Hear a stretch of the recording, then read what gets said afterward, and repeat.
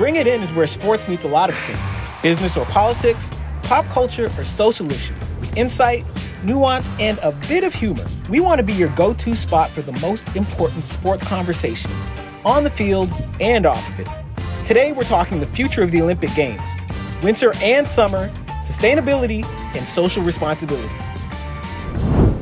Hosting an Olympic Games costs more than any of us think, and that's not just me talking. According to an Oxford University study, every Olympic Games since 1960 has exceeded its budget. The average overrun? 172%. The raw numbers are just as mind-boggling.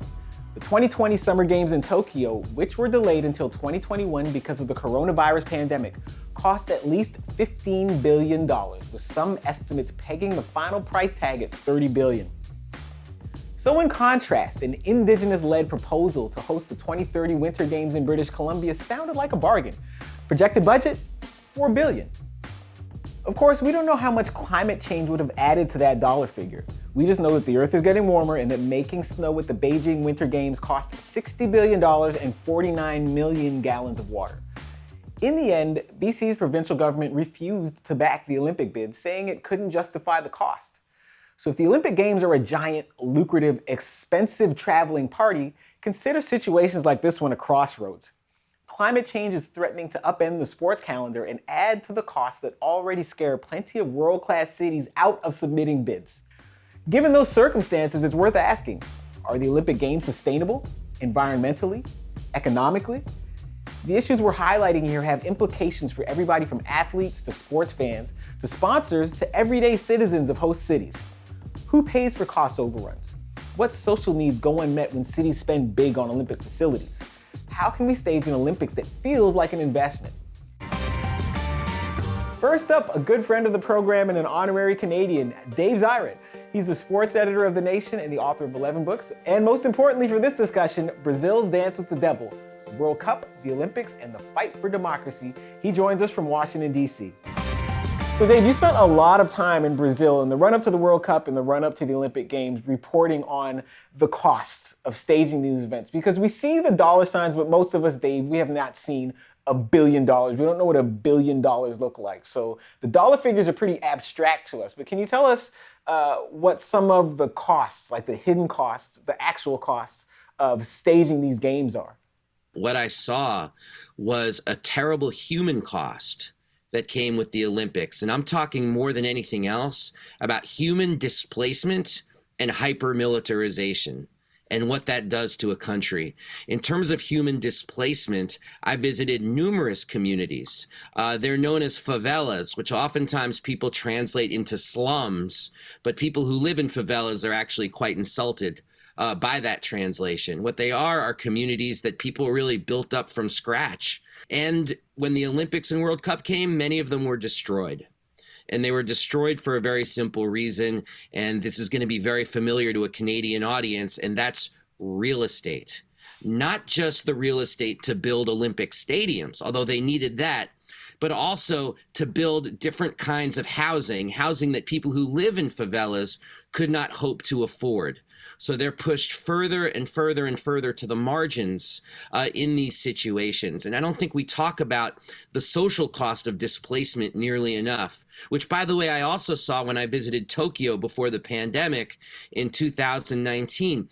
I met elderly people in Tokyo who were displaced for the 2020 Olympics, who had also been displaced for the 1964 Olympics. Like, that means twice in their lives over the course of roughly 60 years, they had been displaced by the Olympic Games in a supposedly modern progressive city that is Tokyo. Hypermilitarization, gentrification, plus like a lot of the monetary benefits flowing towards a group of people that don't live in the city, right? Like the Olympics bounce from city to city to city. So what makes hosting the Olympic Games worth it for a given city? Like, why, if I am Toronto, if I am Calgary, if I'm Montreal, why would I bid on this given that so many of the benefits don't actually stay here?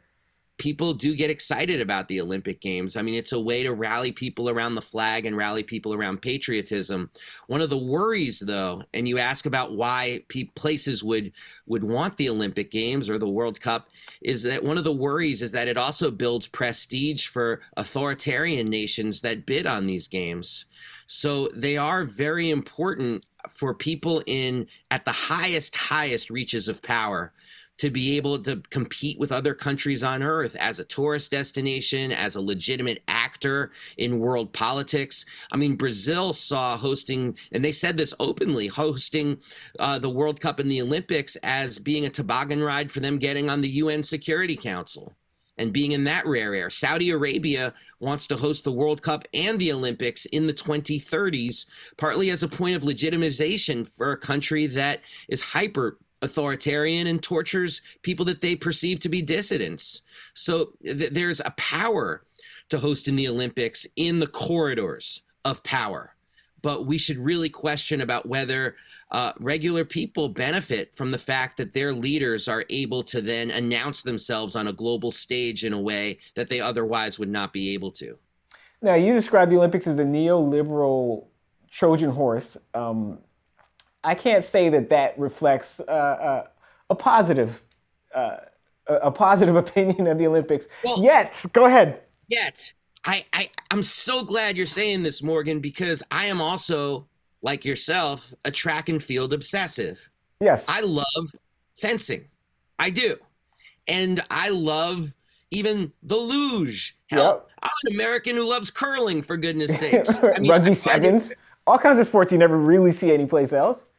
Yeah, and so the Olympics provides this one space where these art forms, and that's what I consider these sports art forms that have been around for millennia, like who can run the fastest? I love that. Who can pick up the most weight?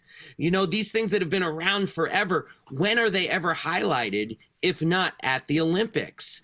And so I want there to be a stable, sustainable, just Olympic movement, but we are not there. So while I want to say we shouldn't throw out the baby with the bathwater, as it were, we do need to figure out a way to dry off the baby and dump the bathwater down the drain. And so if it were up to you, like what guidelines and guardrails would we have in terms of where the Olympics should go?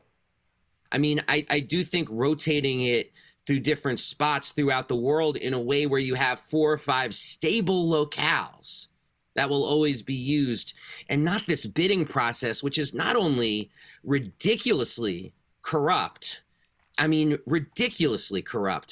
but it also tends to produce the kind of neoliberal development Trojan horse politics, which I think we need to be very wary of.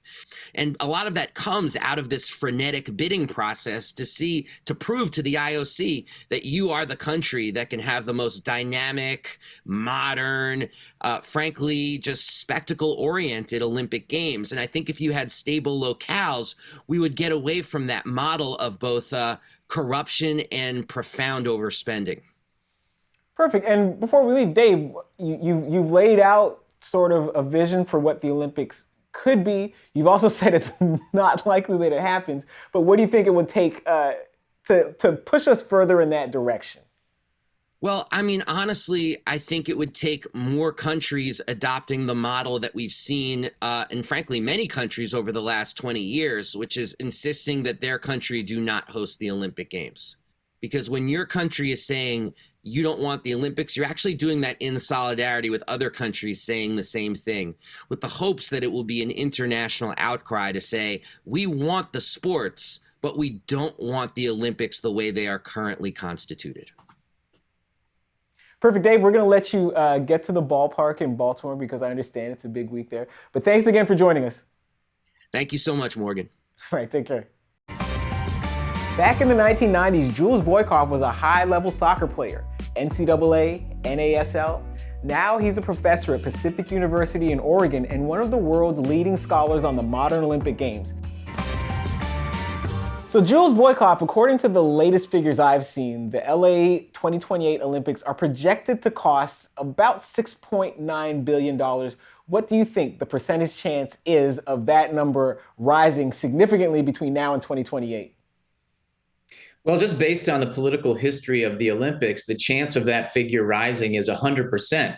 I mean, the study out of Oxford University that looked at every Olympics between 1960 and the Tokyo Games of 2020 found that every single Olympics went over budget. And so I'd say the chances are pretty good. After all, when they were pitching those Olympics in Los Angeles in the first place, they said they'd be $5.3 billion. Well, here only a few years later, we're at $6.9 billion. What happens in these cities when when they have to wind up spending all this money that they didn't necessarily plan to spend on Olympic cost overruns? What doesn't get paid for? Yeah, that's a great question that a lot of people in Olympic city after Olympic city have been asking themselves. And in short, what we're talking about is what economists refer to as opportunity costs. If you're going to spend money on an admittedly optional yet amazing complex phenomenon like the Olympics, you're not spending money on other things.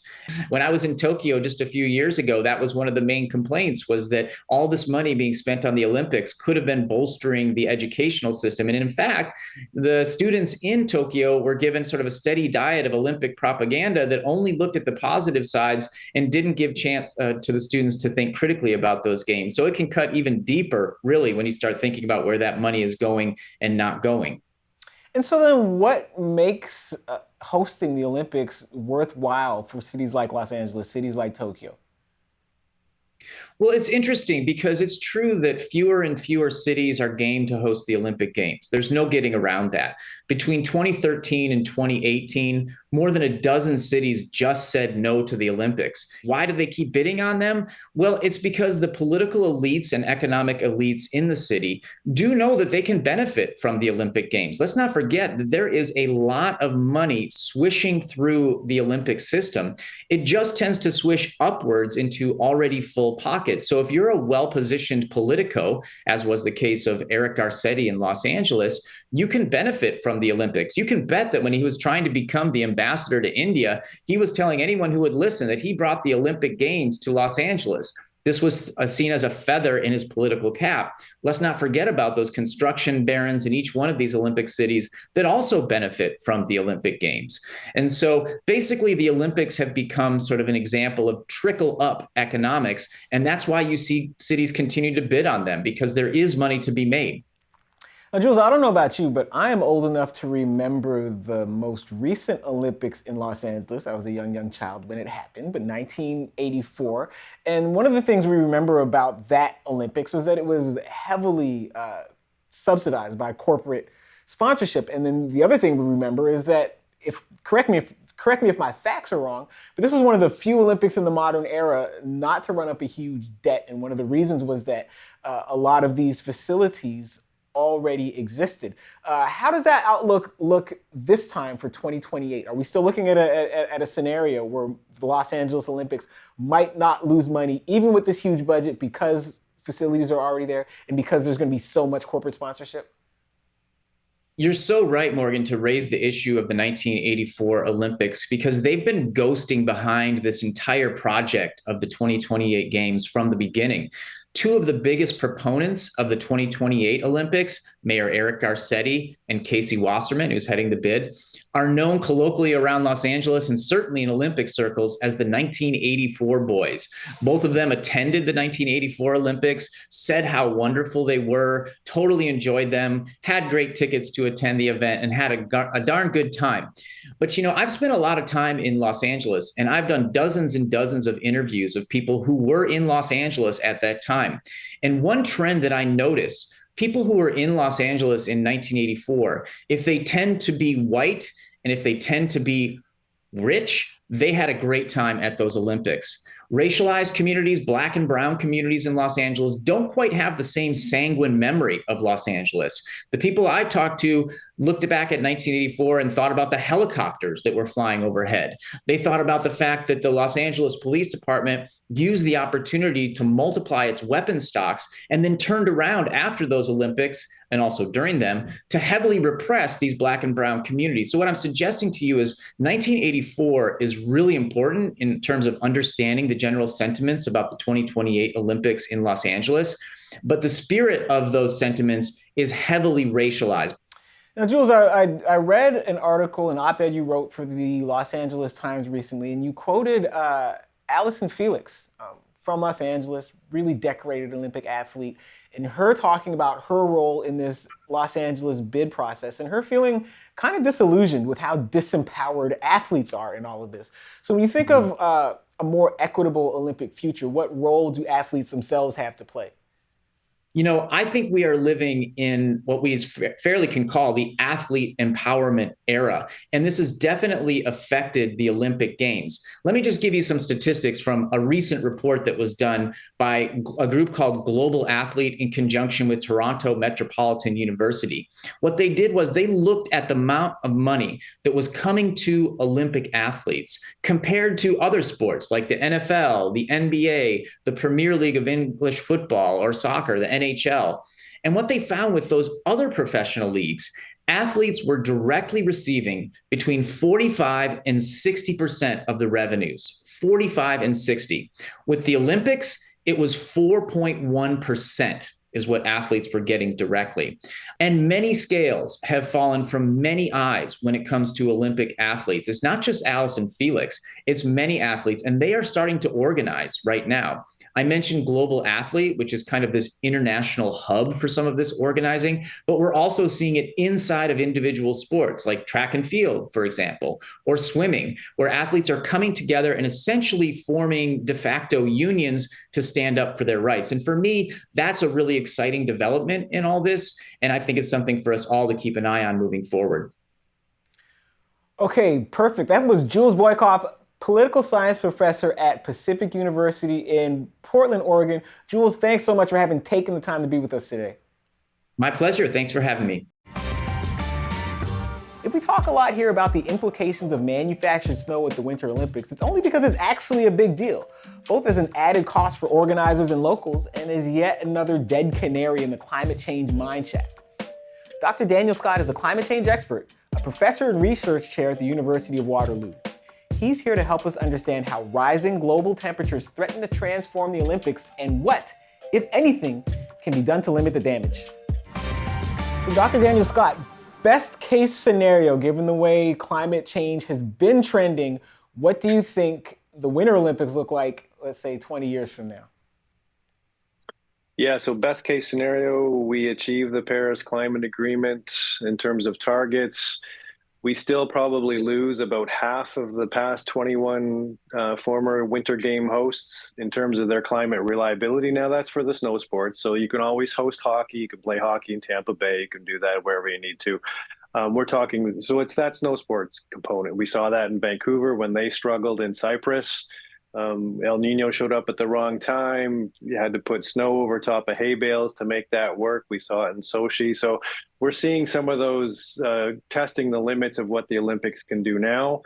That's just going to continue over the next couple of decades. So best case scenario, we achieve those Paris climate agreements. Worst case scenario, we hit those higher emission scenarios.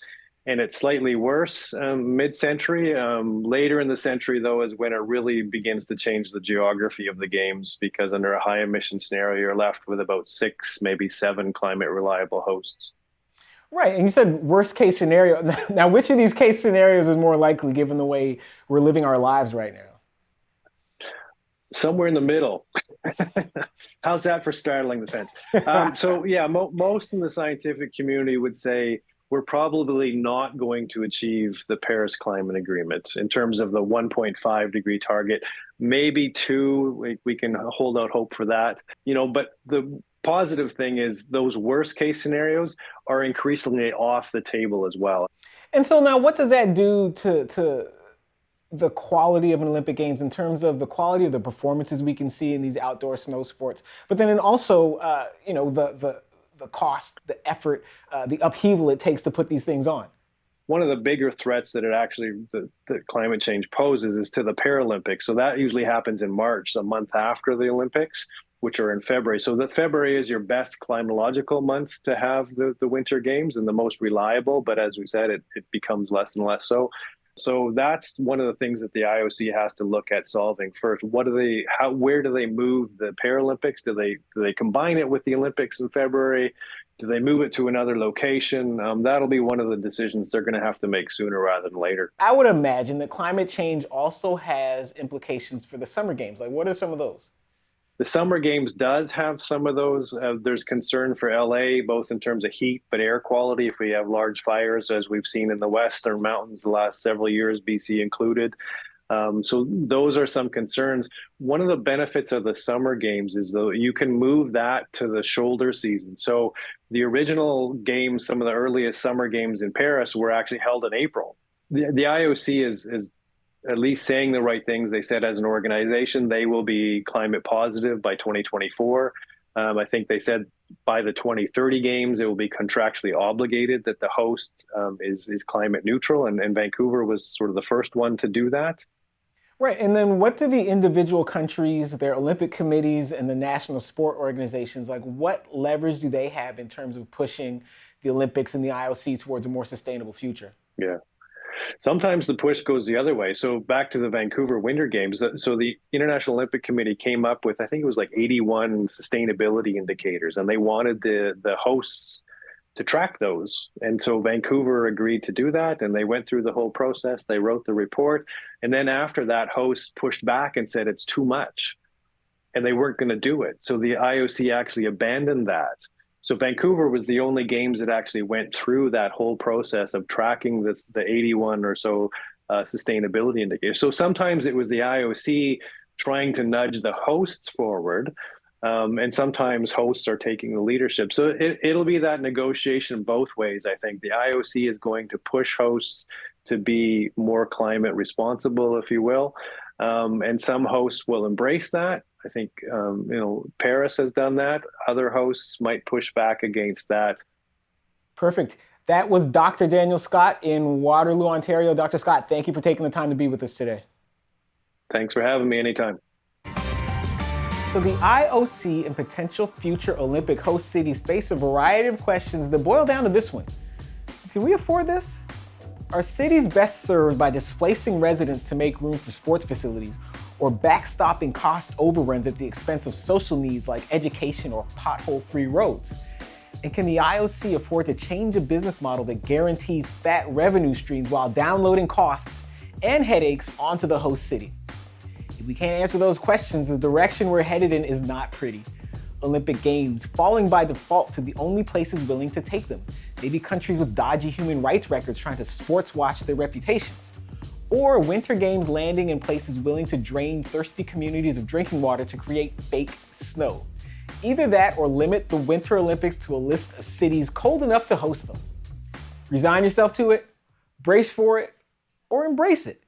The IOC absorbs a lot of criticism for squeezing cash out of every possible source, but it also deserves some credit for setting sustainability goals and making host cities stick to them. They at least have that much figured out. These concessions to climate are the future, and the future is here. Thanks for joining us on Bring It In with Morgan Campbell, and we'll see you next time.